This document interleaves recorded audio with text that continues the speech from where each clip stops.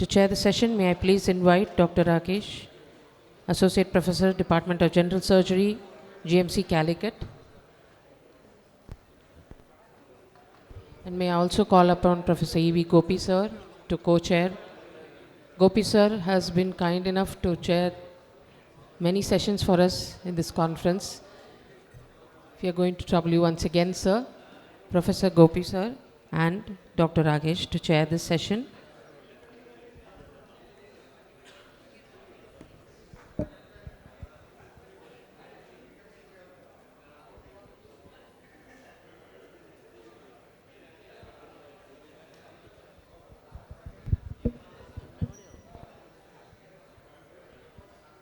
The first presentation will be by Dr. Anna, Senior Consultant, Department of General and Laparoscopic Surgery, BMH Kozhikode.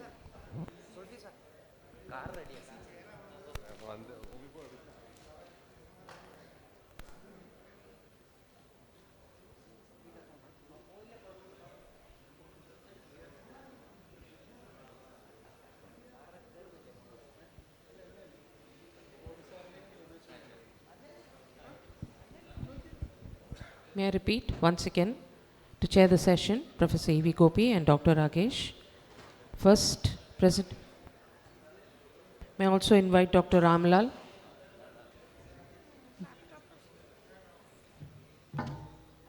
Dr. Anna will present the...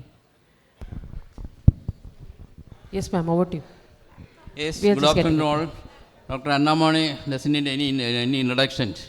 He is famous specialist in breast disease. So, please carry on. Anna.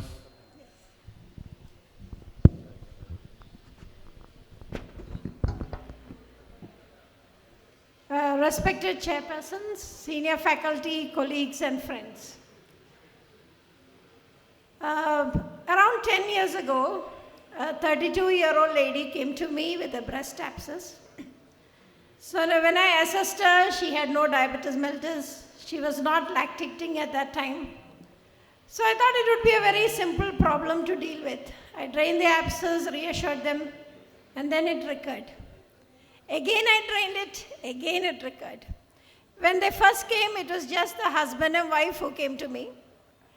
Second visit, husband, wife, mother-in-law, father-in-law, mother, father was there.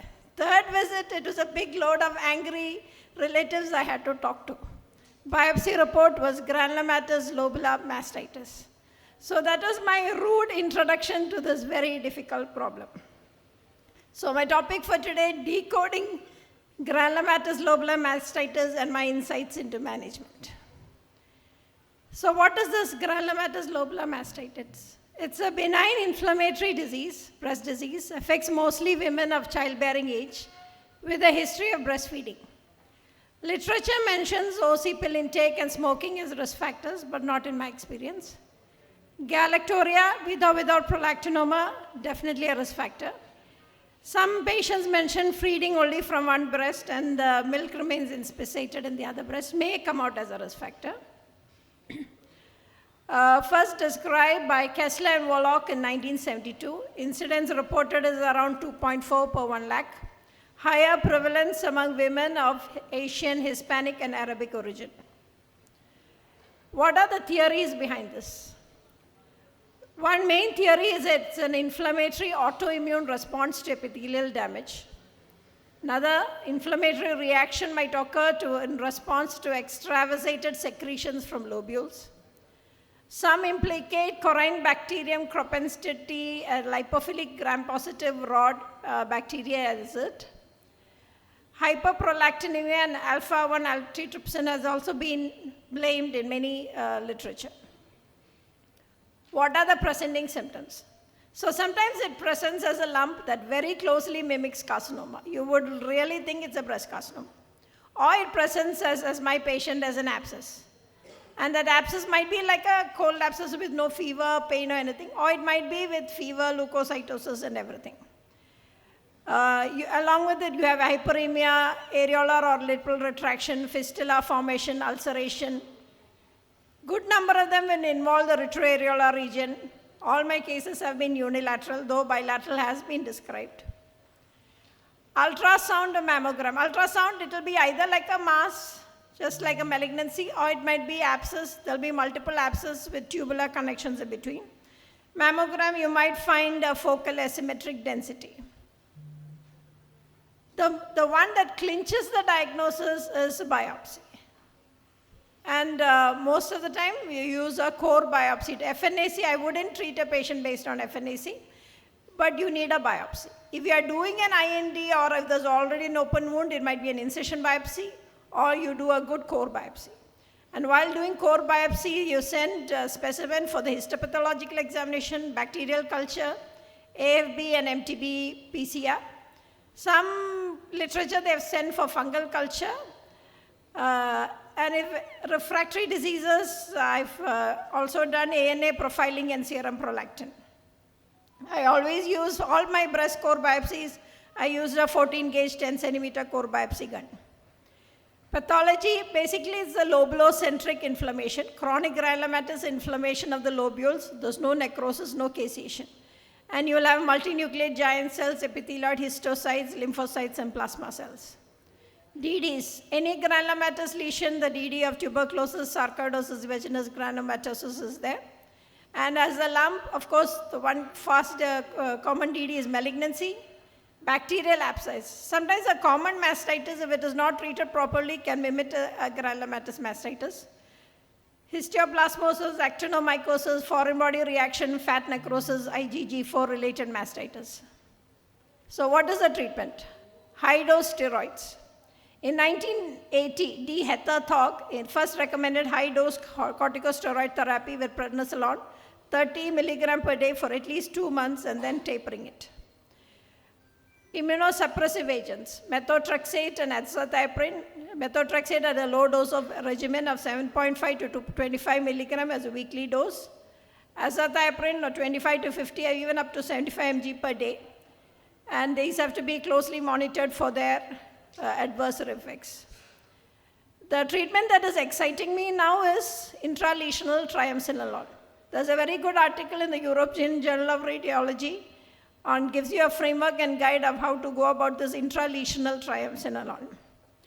It is given preferably under ultrasound guidance, 40 milligram diluted to 10 ml. For around 5 centimeter space, you give this 40 milligram and you aspirate the abscess and you try to inject it into the abscess wall. At a time, around 40 to 200. I've only given up to 120. Repeat the injection only after 4 weeks. This is with or without oral steroids. Treatments that I don't do, which have been described, one is bromocriptine cabergoline. All my patients' prolactin was not elevated, so I haven't gone into it. Wide excision, it will keep recurring. You will end up with something like mastectomy with or without reconstruction, but that has also been described. Those who blame it on corrine bacterium have tried doxycycline. Doxycycline also has anti-inflammatory effect.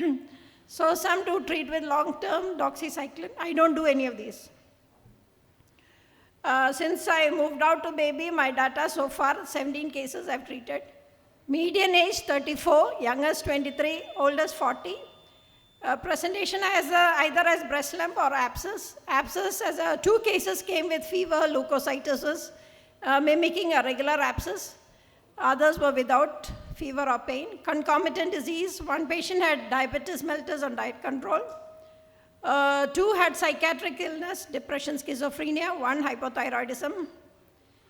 All 16 of them had breastfed earlier. The last childbirth varied from 3 to 5 years. 1 was an unmarried girl, but she had galactorrhea due to psychiatric medications. In my previous practice also, I had 1 nulliparous lady, but she had prolactinoma and galactorrhea. Core biopsy was used to diagnose in 12 patients, incision biopsy in 5 patients. MTB, PCR, AFB culture were negative in all. Serum prolactin not elevated in all. No history of OC pill intake or smoking. One of my patients developed erythema nodosum during the treatment. All were treated, finishing, last 2 slides. All were treated with oral steroids, prednisolone, 30 milligram per day for 2 months and then tapering. The duration of treatment varied from 3 months to 14 months. One patient was treated with azathioprine along with a rheumatologist, and another patient was given methotrexate. 6 patients were given intralesional triamcinolone. Results: 8 patients have completely resolved, symptom-free. 3, they decided to go elsewhere. 6 patients currently on follow-up with resolving symptoms. This patient came with a very high-grade fever, leukocytosis, abscess. I could not aspirate it, so I did IND under GA. And even this first picture is actually 4 months into treatment. Biopsy came, granulomatous lobular mastitis. 4 months into treatment, it was still not resolving. So I consulted rheumatologist. We started on azathioprine. So you can see at the end of 14 months, actually even the inflammation has settled. You can see that breast is pulled up. Even that pulled up effect has gone. The scars have gone, totally symptom-free.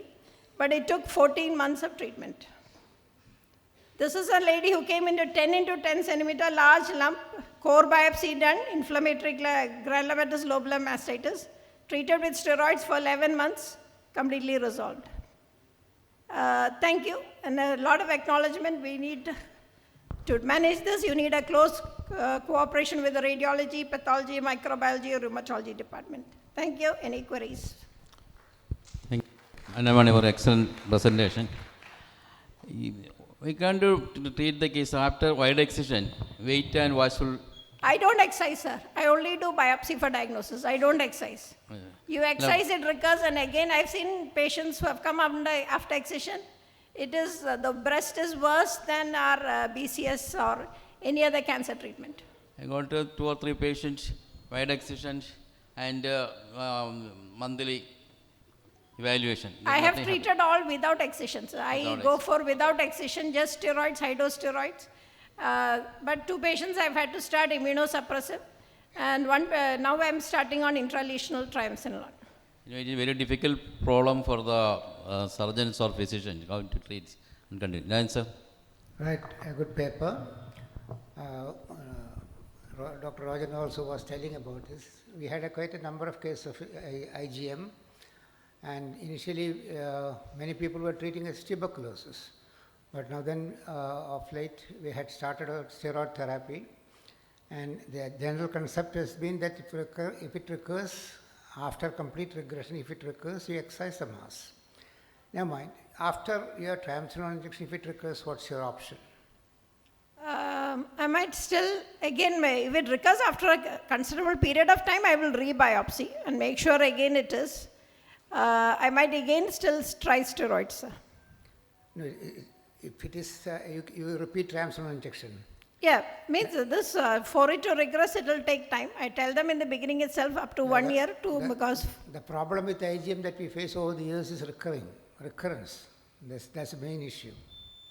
I have patients treated by excision, most of them have been coming with recurrence.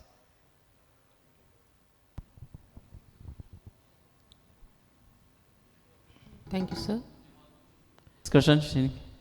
Otherwise, go to the next speaker. Thank you, ma'am. Thank you.